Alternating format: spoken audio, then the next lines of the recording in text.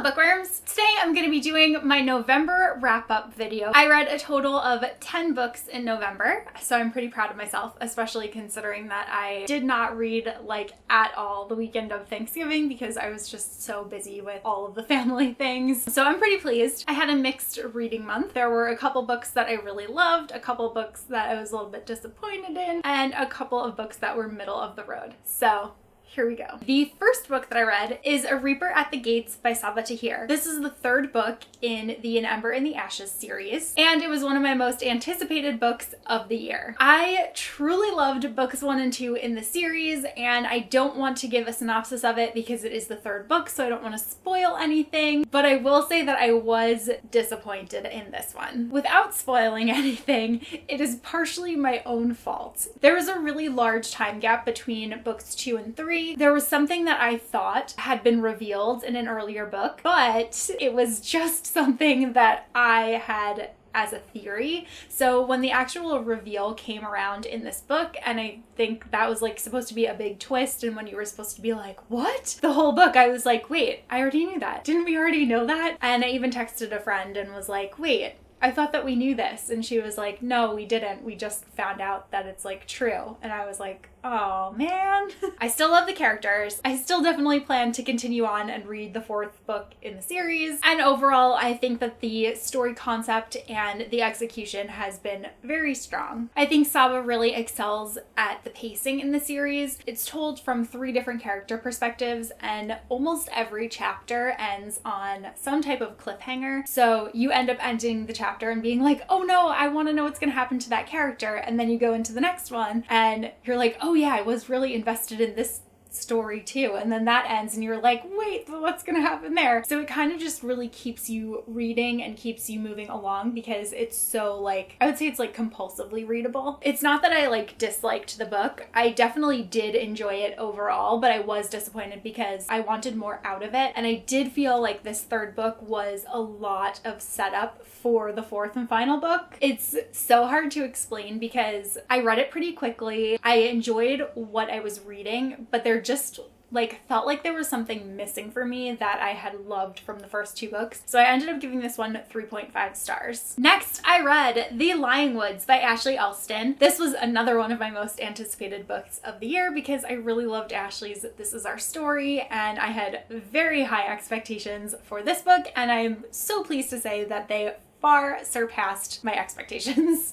I had actually had this book on my radar since like way before the final title was even announced. I just knew that because Ashley wrote it, I would be picking it up and reading it. Our main character, Owen, goes to an elite boarding school in Baton Rouge, but at the beginning of the book, his mother comes and pulls him out of school because it turns out that his entire life has been funded on stolen money. Owen has to go back to his small town in Louisiana and finish out his senior year with all of the kids of the parents who Owen's dad has screwed over. And Owen's dad has gone missing. No one knows where he is, and Owen and his mother are the ones that are left dealing with all of the fallout from the mistakes that his father made. Before his father left, Owen received a mysterious note from him asking him to meet him somewhere on a certain date. So Owen is kind of determined to figure out the truth and what's really going on, and to find out if he's actually guilty of these things that he's being accused of. One thing that I will say is that while The Lying Woods is pitched as a thriller, it definitely reads more like a heartfelt contemporary to me. The mystery aspect was very secondary. It's really like what gets you is the characters, and Ashley she's just so good at writing characters. Like you really feel for everyone in this novel. As much as you want to like kind of villainize Owen or his mother, I just was totally rooting for them, and I felt terrible for them, but then I also felt horrible for all of the townspeople. She explains the different ways that their lives have been affected by Owen's father, and it's just so, it ties you in knots because you're just like, oh, I just feel bad for everyone. When Owen arrives in town, he ends up getting a part-time job where he works after school in a pecan field. He's going to harvest pecans, and reading that like made me want pie so much while I was reading this book. But he's working with this lonely hermit, and he's really like going in and getting his hands dirty and doing things that he hadn't ever done before, and he really enjoys like the work of being outside. One of the things that was really interesting with the style of storytelling is that we get to see Owen in present day, living out his life, dealing with the fallout, like handling everything. But then we also get flashbacks to the 1990s, which made me feel so old. But the 1990s is like the past in this book.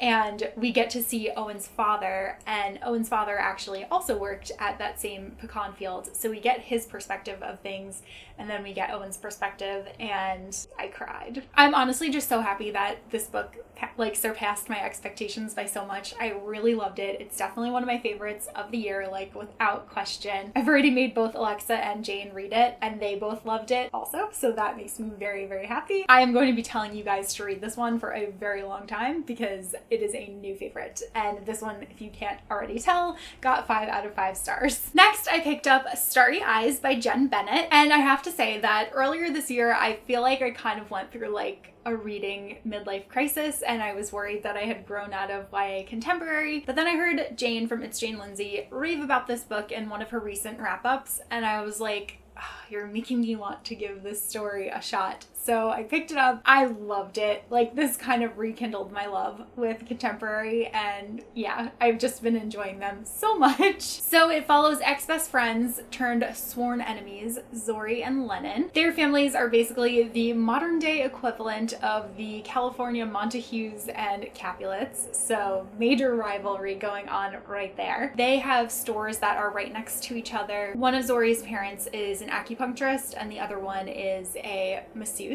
And then right next door, we've got Lennon's moms, and his moms own a sex shop. So Zori's parents are not happy because they feel like they're losing business because of their next door neighbor. After a turn of events, Zori and Lennon both end up invited on this camping trip, and things kind of go south with their friends, and then the two of them are left stranded alone together in the woods. Let me tell you, I was rooting so hard for these crazy kids to work out their issues. I really love Lennon as a character. I also really loved Zori, and I think the two of them just work so well together. But in addition to the romance, I was also totally invested in all of the familial relationships and drama that was going on. My friends can definitely attest to having received like an influx of text messages as I was making my way through this story. There are also really cute illustrations in here, like just cute little, like there's like a backpack, and then this is like a little map of their town. And those I thought really added to the story. I also have to say that I really appreciated Zori's sense of style. I think that Jen Bennett does a really good job of giving a character like a very distinct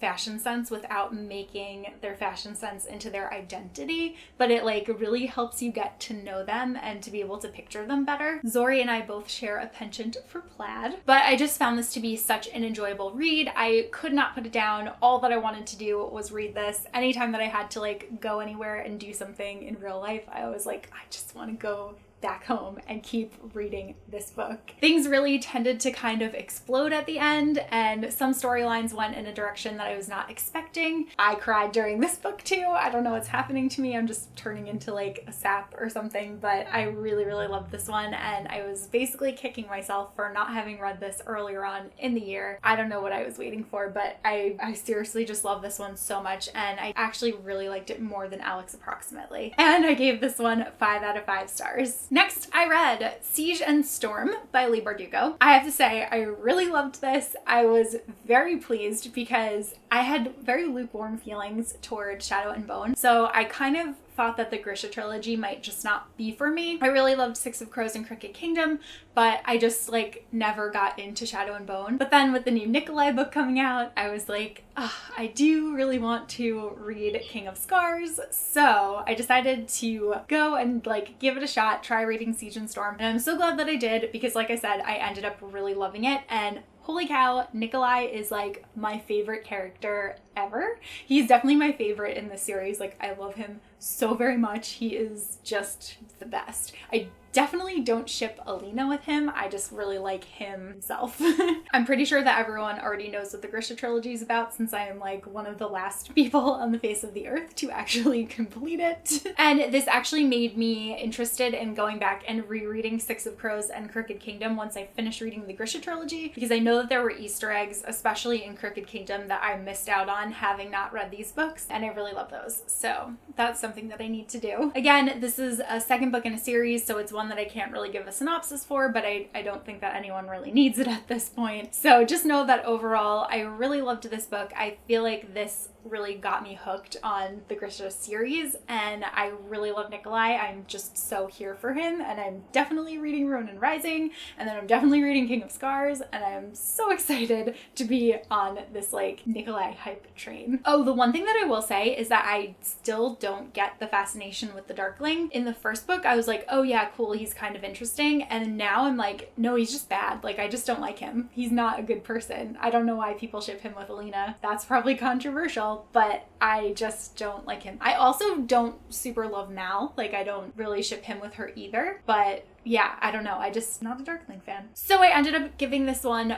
4 stars. Then I read The Cheerleaders by Kara Thomas, and this is the first Kara Thomas book that I have ever read. While it wasn't a new favorite thriller of mine, I am tempted to go back and read her backlist of books now, because I did enjoy it and I think that she's good with pacing and telling a story. This book follows a girl named Monica, and her sister died 5 years ago, and Monica is still trying to cope with her sister's suicide. So the weird thing is that 5 years ago, there were 5 cheerleaders that all died within a couple of weeks of one another. Their deaths weren't connected, but Monica feels like maybe they were, and maybe the police just didn't do a good enough job of like looking into the things that happened to these girls. And like I said, she's still trying to cope with her grief as well, so this is kind of a way that she does it. Since then, the school has disbanded the cheerleading squad, but there is still a dance team, and Monica is on that. My one big complaint for this is a little bit weird. So while I did feel like there were a bunch of potential leads that kept popping up, I also felt like there wasn't much that was going on. Things were happening, but things maybe weren't exciting enough that were happening, if that makes sense. The story is largely told from Monica's perspective, and then we do get a couple of chapters from her sister's perspective 5 years earlier, leading up to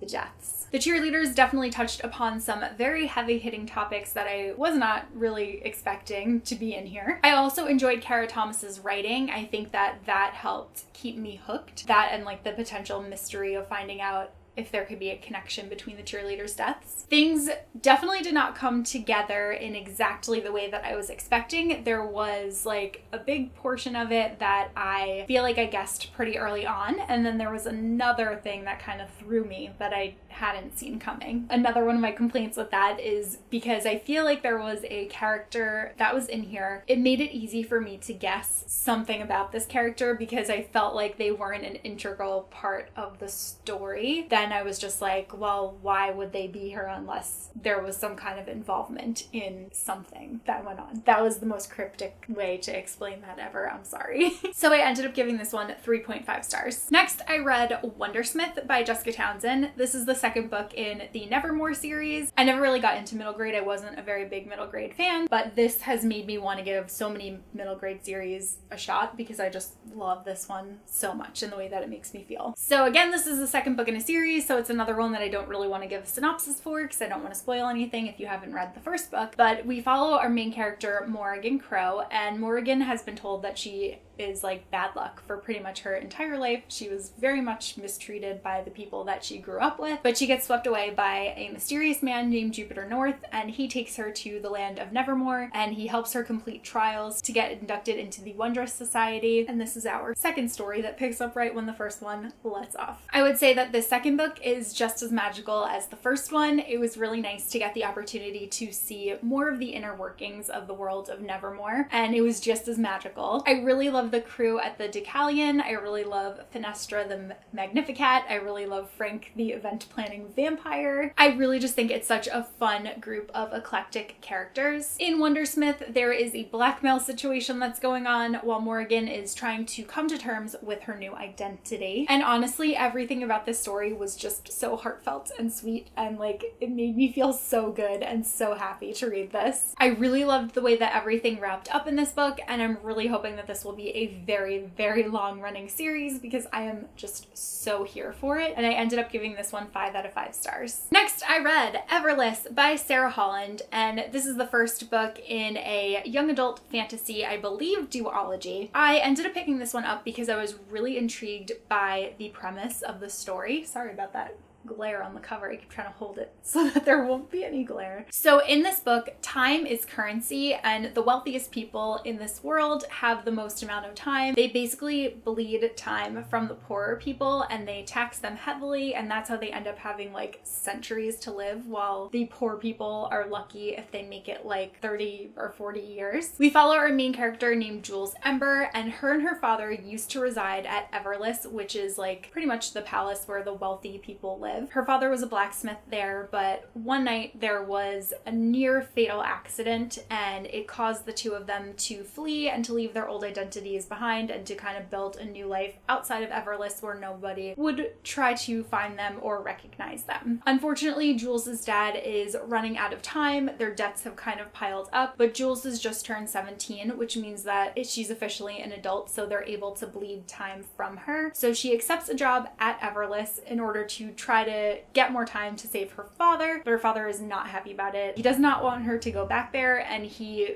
warns her not to let the queen see her. Overall, I really enjoyed Everlist. I do think that there were a lot of tropes within the book, but I think that they were done really well. I think the overall concept was great. I feel like the world building was really good, and I also really enjoyed the lore that was in the story because I was not expecting this whole subplot with the alchemist. So that really held my interest, and I just felt like it was very well crafted. The one thing that I didn't buy was the romance. Jules really likes Rowan, and he was so boring and vanilla to me. She really dislikes his older brother Liam, and I personally found myself very intrigued by Liam from the beginning, and I was like, why is she wasting any time thinking about this Rowan guy when this Liam character is here? The book took a lot of exciting twists and turns. There was, once again, one aspect that I felt like was kind of predictable, and then another one that I did not see coming. So that was a really pleasant surprise to me. I would say overall Jules is a little bit slow to catch on to things that are going on, but I really loved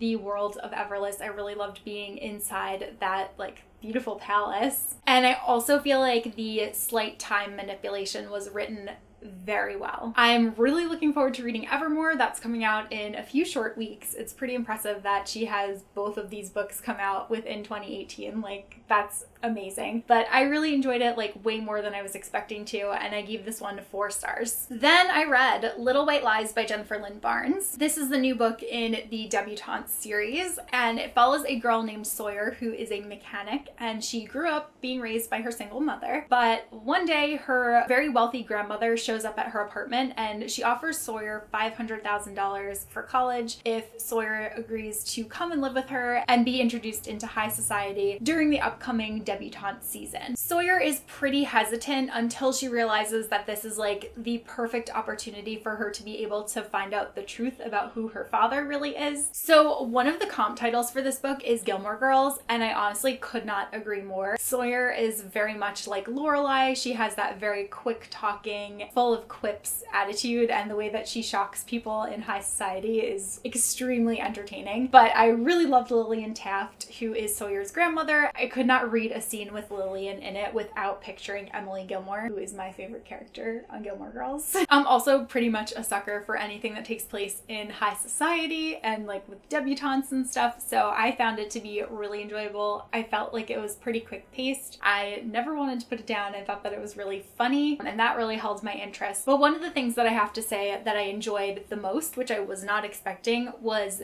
the very real friendships that Sawyer made with some of the other girls that she was debuting with. I had imagined that going into high society, the majority of the debutantes would be that kind of stereotypical mean girl, and that was just not at all the case in this book, and I thought that that was a really compelling aspect of it. My one complaint is that it was definitely very thriller light, so while there was lots of scandal going on, there wasn't anything that was very high stakes. Because they compared it to Pretty Little Liars, I also assumed that there would be like some kind of murder or something, and like that was just not the case. There was a slight kind of mystery, but it was really just like more of a scandal. It wasn't like a thriller by any means. So like I said, this is the first book in a series, and I for sure will definitely be reading the second one, and I ended up giving this one 4 stars. Next, I read Furyborn by Claire Legrand, and this is a new young adult fantasy story that is told in 2 parts. We get the perspective of Rael, who takes place in the past, and then we also get the perspective of Eliana. In this world, there is a prophecy that there is a Sun Queen and a Blood Queen, so we don't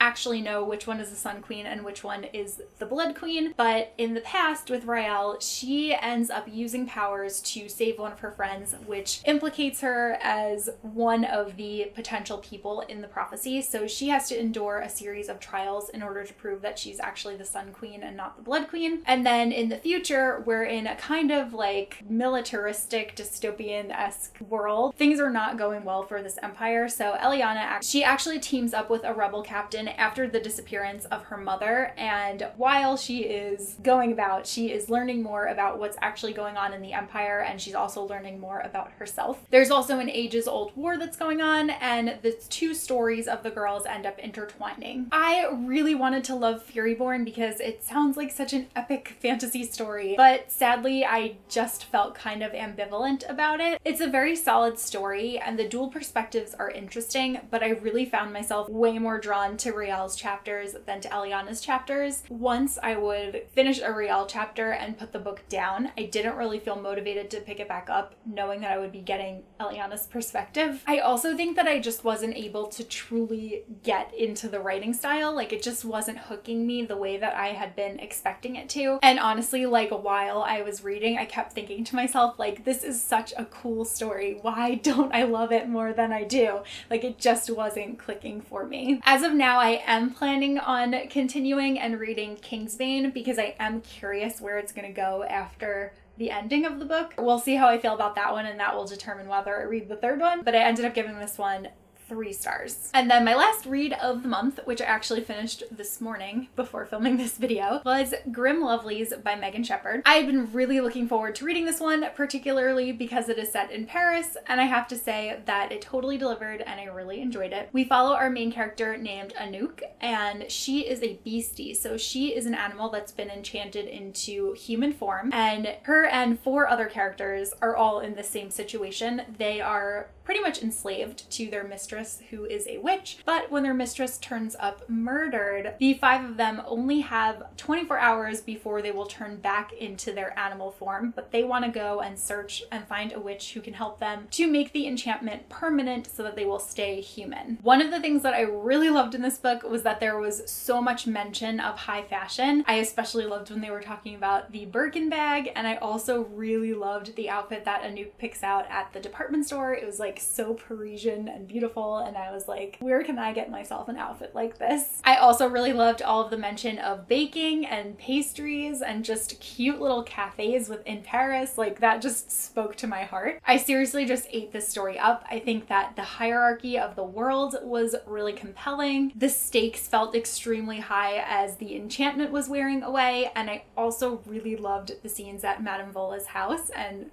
the garden, and like, oh, it was just so enjoyable. This book had quite the ending, and I cannot wait for the second one. I think it's going to be so good. I'm really hoping that this is a duology, because I feel like there was so much that happened in this first one that it could very well be tied up in a second book. I actually buddy read this with Alexa from Alexa Loves Books, and it was really fun. Like, we did a really good job of keeping at the same pace, which is a big deal for me because she reads so much faster than me, but we would be like, all right, we're gonna read 5 chapters and then talk, and then 5 chapters and then talk. And it just worked out really well. Both of us ended up really enjoying it, and I always find that buddy reading can make a read even more enjoyable because you just have someone to like get excited with things about, and I think that was totally the case for Grim Lovelies. I really enjoyed it. I ended up giving this one 4 stars. So that is finally it. Those are the 10 books that I read in November. I'm very excited that I got to a bunch of things that had been on my TBR for a while, and like I said, I had a bunch of things that I really enjoyed, so I'm very pleased with my November reading. Let me know if you read anything that I mentioned or if you're excited to check anything out. If I could recommend just one book to you from the stack, I would say to definitely check out The Lying Woods. There are not enough people talking about it, and it is so good, and I know that you guys will like it, so just trust me and pick it up. But that's all that I have for this video, and I will see you guys soon in a new one.